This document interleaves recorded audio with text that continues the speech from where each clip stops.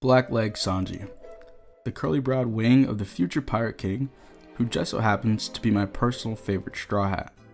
And no matter how you may feel about him as a character, I think we can all agree on one thing. That when it comes to fighting, there's not too many people that are doing it better than him. And this has only been elevated even further with Sanji's recent power-ups in the Wano arc, finally putting him on the level to take on some of the series' strongest fighters. Still waiting on that future sight though. Conqueror's Haki! Oh my god, who said that?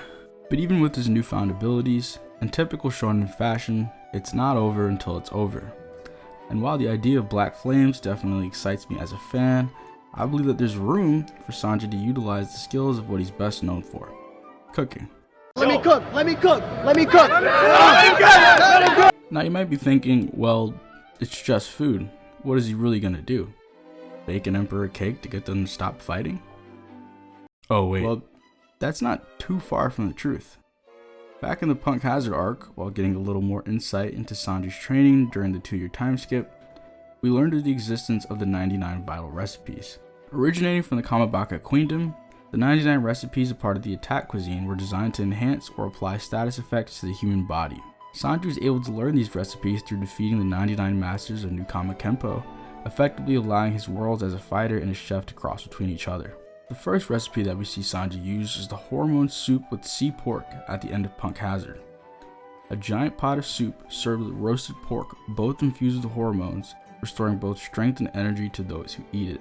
Kinemon, who hadn't eaten in days, stated that he could feel his energy returning after only a few spoonfuls. The next and most recent recipe we've got to see is the Sim Whip, which was the whipped cream that Sanji used for Big Mom's wedding cake back in Whole Cake Island.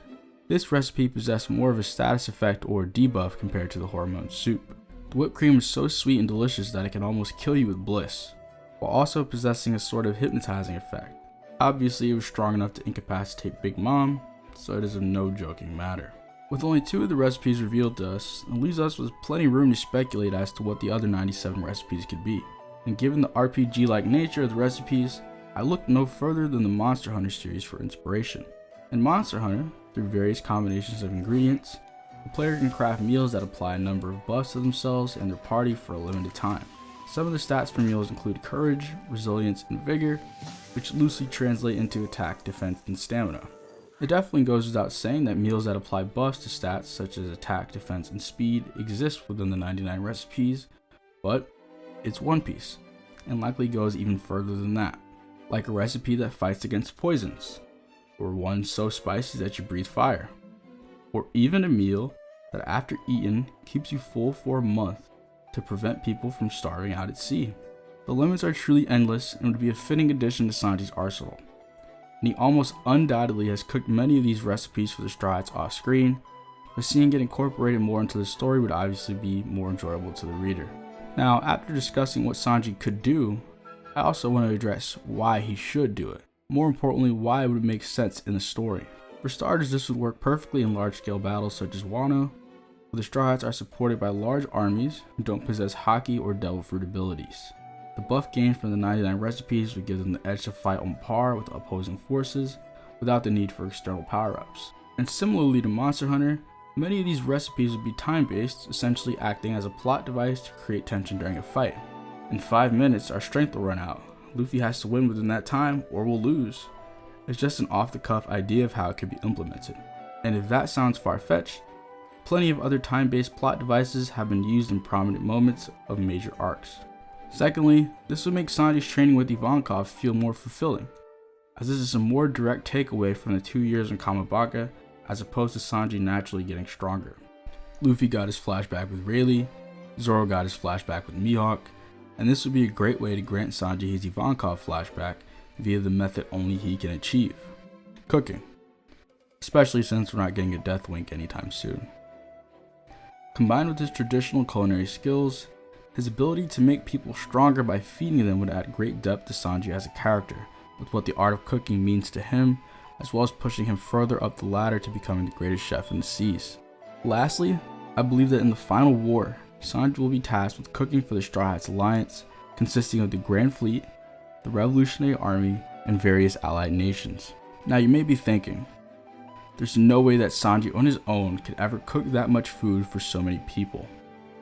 And you'd be right, which is why he'll be receiving help, both from the chefs of the now Katakuri-led Big Mom Pirates and his family, the Germa 66. Hey, what's up? Just wanted to add something in here. I'm not sure how I didn't think of this until after I started recording, but it definitely makes a whole lot of sense for the crew from the Baratier to be there, Zeph and Patty and everyone to help with the cooking. It'd be a great full circle moment for Sanji, and I think it'd be amazing, absolutely amazing for Zeph and Judge to meet and for Judge to learn about what it truly means to be a father. Katakuri makes sense as he and Luffy left off on good terms, and with the oppressive force of Big Mom out of the picture, characters like Pudding, Lola, and Chiffon would have no problem lending another hand to their Straw Hat companions. As to where the Germa fits in, this would be the ultimate character moment for Sanji, to show Judge why cooking is such a beautiful thing and why it should be shared with everybody, effectively causing Judge to further see the error in his ways. Hope you guys enjoyed the video. Theorizing for power-ups is always really fun, even if this may not be considered a traditional power-up. It was really fun to make a video about, and I think it'd be great for Sanji. Be sure to let me know in the comments what Straw Hat power-up you're looking forward to the most. I would personally like to see power-ups for all the Straw Hats who did not get one in Wano. So that'd be Usopp, Chopper, Frankie, and Brook. Jinbei just joined, so I feel like we need to see him fight a little bit more before I can ask for a power-up out of him. But yeah, those other four, I'm gonna need something, maybe in like Elbaf, or shit, I mean, hopefully Frankie by the end of Egghead, who knows. But alright guys, thanks for watching.